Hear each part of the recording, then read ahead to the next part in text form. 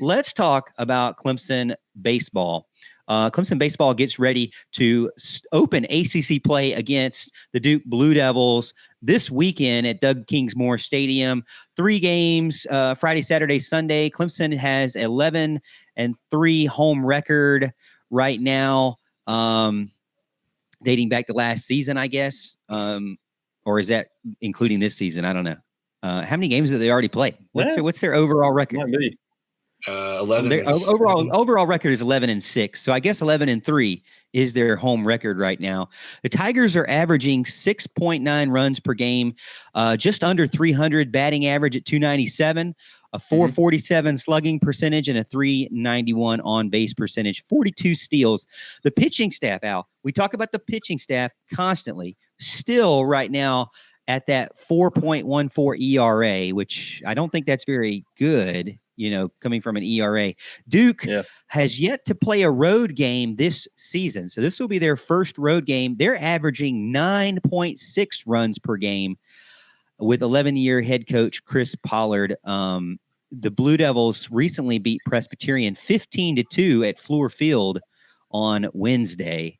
So I guess this is it. That would have been a road game, right? I guess this is their true road game in the ACC.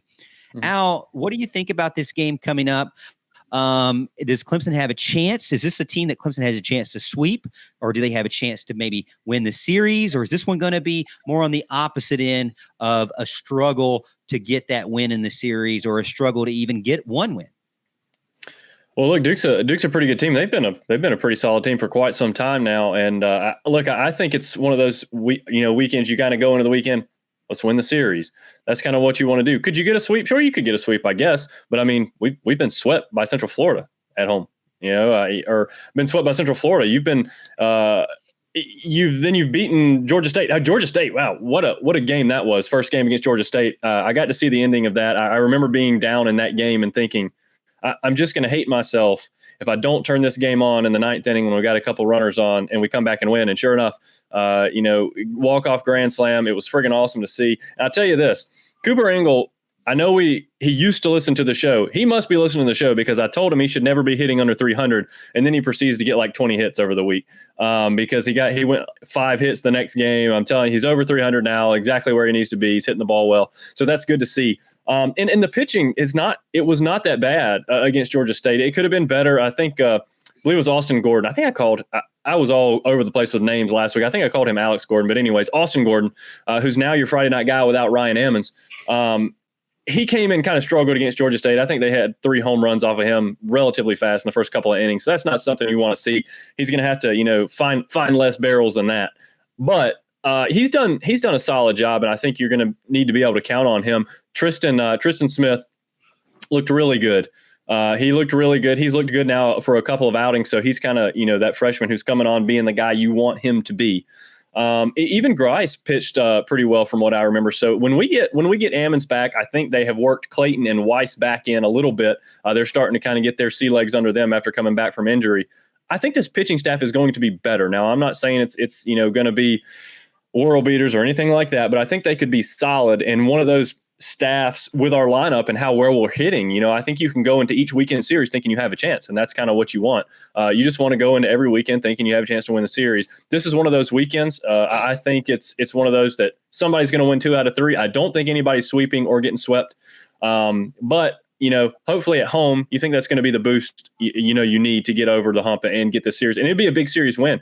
It'd be a good series win to start off in the ACC and everything like that. And of course, wipe the sweep of Central Florida out of your mouths, and that would be great. And of course, a loss to South Carolina that we should not have lost. It'd be nice to start off the ACC conference schedule with a win, with all the momentum we already have right now. We've got a lot going right now. We need to keep that going for sure if we want to reach the goals that we kind of talked about at the beginning of the year.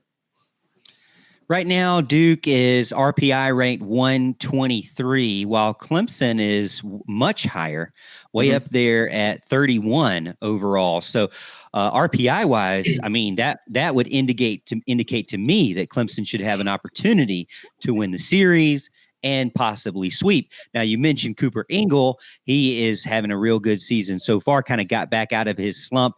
He is one of the better hitters in the ACC, currently hitting 348 with 4 home runs, 4 doubles, 14 RBIs, 14 runs, and a 392 on-base percentage through 16 games so far. So obviously Cooper Ingle is kind of powering it through. You see him there on the screen there with Austin Gordon, as you mentioned, number 56. Yep. Houston, how are you feeling going into this weekend? You feeling pretty good? Yeah, sorry, I just killed a mosquito that was flying around here. So if you heard that, I had to kill it. It landed right on my leg. I was like, bah, got him. So, yeah, I mean, I think for the season where everybody was like, we don't know what the expectations are. And my whole thing is like, in a year like this where you don't know about this team, being able to get to the tournament would be huge. And it started out looking kind of rough, but you look back at some of the losses that Clemson has this year, mainly to UCF and South Carolina. At least 3 of those games I feel like Clemson should have won. And it's just simply getting their sea legs. I feel like they've started to get better outings from their pitchers, especially Caden Grice. I've been surprised by that. Like Al said, I don't think this team's world beaters. I don't think we're going to be winning an ACC title this year or anything like that. But I think we're capable of stealing some games, and I think we're definitely capable of winning this game against Duke or the series against Duke this weekend. Duke is a good team. They competed with Wake Forest pretty well. I think they might have won 1 out of 3 against them up in Durham. But at the same time, Clemson has been tested a lot more than Duke has. UCF, South Carolina, Georgia State's not a slouch as far as what they've been able to do. So I think if you're able to win the series this weekend, that's positive momentum going into another big week against Georgia Tech. That's when really things get cooking. So it's imperative to get a win this weekend. But I think it's definitely possible. Your hits leaders in the dugout right now. Their hit leaders right now for the team. Number 10, Cam Canarella, true freshman, guys, batting .433 still after 17 games played, 29 hits total. Next up on the list, Cooper Ingle with 24. Number 12, number 4, Benjamin Blackwell with 22 hits. Number 16, Will Taylor with 18 hits. And then number 8, Blake Wright with 16 hits. Outside of those 5 that I just mentioned, is there anybody that you want to say, hey, guys, let's step it up at the plate? Outside of those 5, is there anybody you'd like to see kind of break out this weekend? So let me just get this clear. You said Canarella, you said Ingle, you said Taylor, you said Blackwell, and who? And Blake Wright. Blake Wright. Okay, and I was about to say, surely it's Blake Wright, because Blake started off really hot this year. I think did he go back-to-back to start the season off for homers? I think something like that. And he's cooled off a little bit. So you really want to see. I say that you want to see everybody hit well, right? So even though Blake Wright is up there in the top 5 of hitting, he's really kind of cooled off from the beginning of the season. So you'd actually like to see him come back. I would like to see him come back because he's capable of much more than he showed for sure. I think Taylor is just finding his groove. He's starting to swing the bat a little bit better, so that's nice to see. I mean, goodness, you really want to see Grice get going. I don't know. I don't know if it's in the cards. It's tough to see. It's a struggle to watch him right now, honestly. Now is Caden Grice a pitcher now, or is he back to being a fielder? I don't know. What's the deal?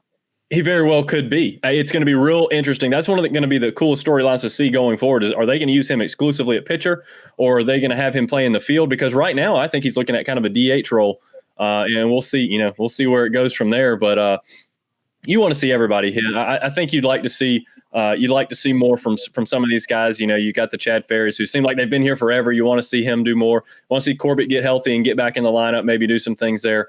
And I mean, all the players, you want to see them do. You all want to see them all do well. Obviously, you want to see some more power numbers, actually. But the fact that Cam Canarella is hitting over 400 is unbelievable, because that doesn't happen for freshmen. And this guy, Cam Canarella, he looks 12.